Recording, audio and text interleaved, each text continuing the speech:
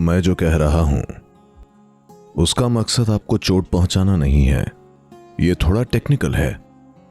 मैं चाहता हूं कि आप इसे उस तरह देखें, क्योंकि यहां बैठकर मैं सांत्वना के कुछ शब्द बोल सकता हूं, पर वो आपके लिए समाधान नहीं होगा। आप बस आज के लिए अच्छा महसूस करेंगी और कल सुबह ये फिर वैसा ही हो जाएगा। मैं चाहता हूं कि आप इसे ध्यान से सुने। अगर हमारे बच्चों में से किसी की मृत्यु उनकी 4 साल की उम्र के पहले हो जाती है, तो आप देखेंगे कि लोग अपने आप को पीड़ा पहुंचाते हैं। वास्तव में कोई पीड़ा नहीं है। जब ये कहते हैं कि पीड़ा नहीं है, भावनाओं की पीड़ा है, पर आपके अंदर हृदय विदारक चीजें नहीं हो रही हैं। लोग सोचते हैं कि ऐसा इसलिए है क्योंकि कुछ ही साल हुए थे। ऐसा नहीं है। आप एक दिन में अटैच हो सकते हैं। ऐसा होने में 4 साल नहीं लगते। ये बस इसलिए है क्योंकि वो जीवन अभी तक पूर्ण विकसित नहीं हुआ, पूरी तरह स्थापित नहीं हुआ। जब वो एक शिशु है, जब आपका बच्चा एक शिशु होता है, उस समय आपका अपने बच्चे के साथ कांटेक्ट सबसे ज्यादा होता है। जब वे 4 के हो जाते हैं तो हर जगह दौड़ते फिरते हैं। वे आपके साथ नहीं होते, आप उन्हें पकड़ नहीं सकते। वे हर जगह होना चाहते हैं, वे दुनिया देखना चाहते हैं। पर 4 साल के होने से पहले वे कितना आपके साथ होते हैं, उसके बावजूद भौतिक रूप से आपका उनके साथ जुड़ाव उतना स्ट्रांग नहीं होता, क्योंकि भौतिक रूप से वे अपने खुद के शरीर के साथ उतना स्ट्रांगली नहीं जुड़े हैं। तो यही चीज आपके अंदर उतनी स्ट्रांगली नहीं हुई है। यह ऐसी चीज है कि ज्यादातर लोग कहेंगे, नहीं नहीं नहीं, जब मेरा बच्चा 3 महीने का था मैं उसके साथ कितनी अटैच थी। मैं जानता हूं उन चीजों को, इसलिए मैंने कहा कि यह थोड़ा टेक्निकल है। केवल तभी जब आप जीवन को बहुत ध्यान से देखने के इच्छुक हों, आप इसे जान पाएंगे। भावनाओं के स्तर पर अगर आप इसे देखें तो बच्चे के जन्म के पहले ही दिन आप उससे बहुत अटैच थे। यहां तक कि उसके जन्म से पहले ही आप अटैच होते हैं, है ना? भौतिक रूप से आपका बच्चे के साथ जुड़ाव बहुत तेजी से बढ़ता है जब वो कहीं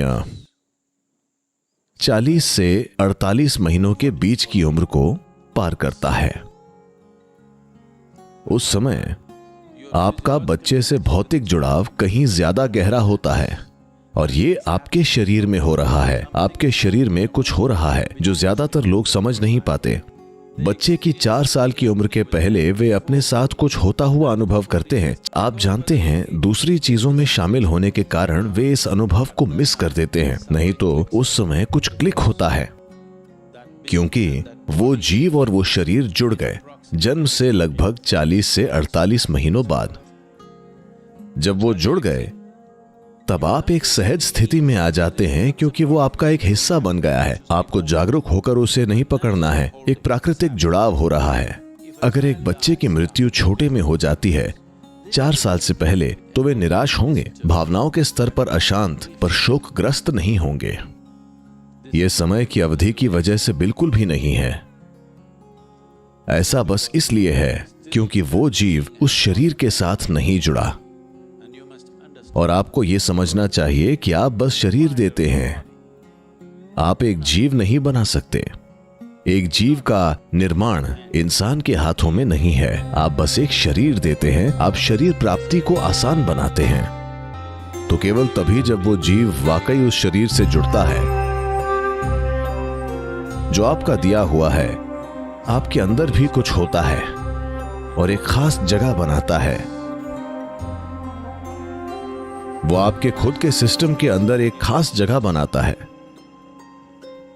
अगर हम बस किसी की ऊर्जा को चेक करें तो हम जान जाते हैं कि उनके कभी बच्चे हुए हैं या नहीं, क्योंकि ये आपके अंदर एक खास जगह बनाता है। और अगर आप ध्यान देने को इच्छुक हैं तो ये बिल्कुल वहां मौजूद है। अब ये कनेक्शन, ये शरीर का कनेक्शन काफी स्ट्रांग होता है जब तक कि बच्चा 21 का नहीं हो जाता। 21 के बाद ये एक बार फिर से कम होने लगता है। ये एक खूबसूरत प्राकृतिक सिस्टम है। बच्चे का ख्याल रखने का, उसे बड़ा करने का और आपको इस काबिल भी बनाना कि जब आपको उसे छोड़ना पड़े तो आप ऐसा कर पाएं। अगर कोई मेरे पास आता है और कहता है कि मेरे बच्चों को आशीर्वाद दीजिए, तो मैं पूछूंगा कि वे कितने साल के हैं। अगर वे 21 से कम हैं तो हम सचमुच उन्हें आशीर्वाद देते हैं। अगर वे 21 से ऊपर हैं तो हम उनके साथ हंसी मजाक करके उन्हें भेज देते हैं, क्योंकि इसका कोई मतलब नहीं है। आपके बच्चों के लिए आपको आशीर्वाद देने का कोई मतलब नहीं है अगर वे 21 से ऊपर हैं। हमें उन्हें ही आशीर्वाद देना होगा। वे अब अपने में एक व्यक्ति हैं। अगर वे 21 से कम हैं तो आप एक माँ या एक पिता को आशीर्वाद देकर बच्चे पर एक गहरा प्रभाव छोड़ सकते हैं। पर अगर वे 21 के ऊपर हैं तो उन्हें खुद ही आना होगा। माँ को या पिता को आशीर्वाद देने का कोई नतीजा या कुछ खास महत्व नहीं होगा। इसका बस भावनात्मक महत्व होगा। ऐसा किसी के साथ नहीं होना चाहिए, पर यह होता है। किसी के बच्चों की मृत्यु उनसे पहले नहीं होनी चाहिए। हमेशा यही सही होगा कि हम अपने बच्चों से पहले मरे। यह ऐसा ही होना चाहिए, जीवन का प्राकृतिक क्रम। पर कभी कभी ऐसा हो जाता है। यह किसी न किसी के साथ हर दिन हो रहा है। ज्यादातर लोग ऐसा मानते हैं कि उनके साथ ऐसा नहीं होगा। ऐसा नहीं है, यह किसी के साथ भी हो सकता है। अब जब यह हमारे साथ घट चुका है, ऐसा होने के पहले हम कुछ भी करते उनके जीवन को बचाने के लिए। एक बार जब ये हो चुका है तो ये समय है देखने का। ये समय है अपने अंदर गहराई से देखने का कि ये पूरी प्रक्रिया क्या है, ये कितनी गहन है, साथ ही साथ ये कितनी बांधने वाली है और ये कितनी मुक्त करने वाली भी हो सकती है। बच्चे को पास में होना चाहिए वो इसीलिए क्योंकि ऐसे तरीके हैं जिनसे आपके अंदर मौजूद उस छोटी जगह का उपयोग किया जा सकता है। आपके भीतर वो एक छोटी खाली जगह जो उस जीव ने ले रखी है, जिसे आप अपना बच्चा कहते हैं। और अगर वो सही चीजें करे तो वो आपको मुक्ति दिला सकता है। किसी के मरने के बाद अगर वो हमारे माँ बाप हैं तो हम कुछ खास चीजें करते हैं। अगर वो हमारे बच्चे हैं तो हम कुछ भी नहीं करते, क्योंकि आपके अंदर एक छोटी जगह उस जीव के गुणों ने ले रखी है, पर उनके अंदर वो छोटी जगह आपने नहीं ली है। आप अगली जनरेशन में जगह नहीं ले सकते। अगली जनरेशन पिछली में एक छोटी जगह रखती है, पर पिछली जनरेशन अगली में नहीं रखती और रख भी नहीं सकती, जैसा कि प्राकृतिक रूप में होना भी चाहिए। इस वजह से जब एक बच्चा बड़ा होता है और 21 के करीब होता है, आप उन्हें देखते हैं और वे बिल्कुल अजनबियों की तरह दिखते हैं। आपको विश्वास नहीं होता कि उन्हें आपने ही पैदा किया था। वे आपके बच्चे हैं। क्या ये वही छोटा बच्चा है जिसे मैंने पाल पोस कर बड़ा किया? आप पहचान नहीं पा रहे हैं कि वो क्या कर रहे हैं, क्योंकि आपका उनमें घर नहीं है, पर उनका आप में एक घर है। तो अगर आप अपने बच्चों पर प्रभाव डालना चाहते हैं, उनके साथ बहुत सी चीजें करने की कोशिश मत करिए। आपको यह पहचानना आना चाहिए कि वो जगह कहां है। अगर आप उसे एक खास तरह से रखें तो चीजें ठीक होंगी। ये बच्चे के बारे में एक रिमोट कंट्रोल है जो एक माता या पिता के पास होता है। तो अगर आप अपने बच्चे पर प्रभाव छोड़ना चाहती हैं, क्योंकि आप पहले 11 दिनों के अंदर आई हैं, काल भैरव कर्म निश्चित रूप से कुछ महत्वपूर्ण करता है। उसके अलावा अगर आप कुछ करना चाहती हैं तो आपके विचार, आपकी भावनाएं, आपकी क्रियाओं का आपके बच्चे पर कोई प्रभाव नहीं होगा जो अब जीवित नहीं है। पर अगर आप भीतर मुड़ जाएं, अगर आपके अस्तित्व की प्रकृति सुखद हो जाए, तो ये एक जबरदस्त प्रभाव होगा।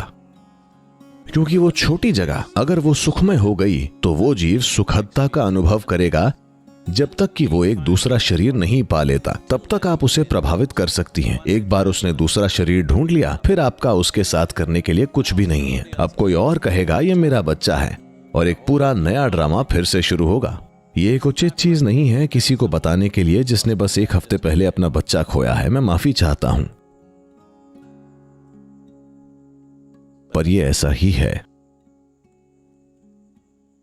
तो एक चीज जो हम सभी को समझनी चाहिए कि बच्चे हमारे माध्यम से आते हैं, वे हमसे नहीं आते।